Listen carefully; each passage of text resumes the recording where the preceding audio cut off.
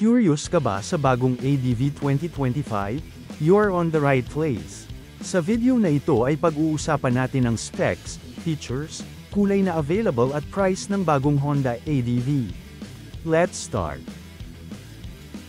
Ang Honda ADV ay may new large luggage box para sa mas malaking space na paglalagyan ng gamit, twin sub-tank suspension at ang kanilang all-LED light system na mas efficient gamitin, durable at mas magandang light quality.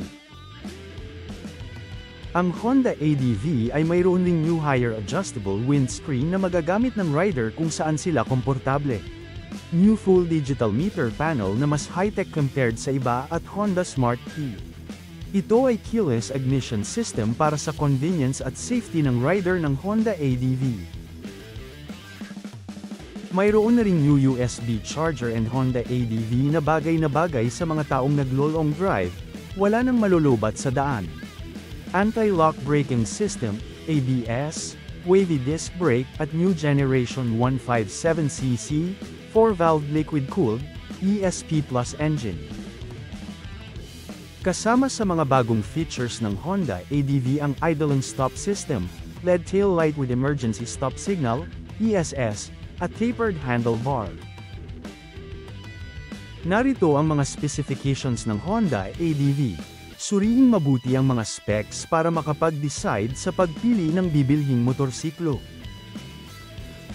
Ang Honda ADV ay isang high-tech na motor, panalo sa porma at quality sa motor na ito. Sa dami ng magagandang qualities ng Honda ADV, good deal na ang bibili nito. Sa specs at features palang goods na ang Honda ADV.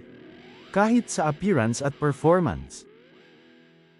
Ang Honda ADV 2025 ay available sa mga kulay na matte gunpowder black metallic, matte solar red metallic at matte pearl crater white. Ang retail price naman ng Honda ADV 2025 ay 166,900 pesos. Nagustuhan mo ba ang video? Huwag kalimutang mag-like at subscribe sa Motosiklo PH channel para maging updated palagi sa mga bagong labas na motor.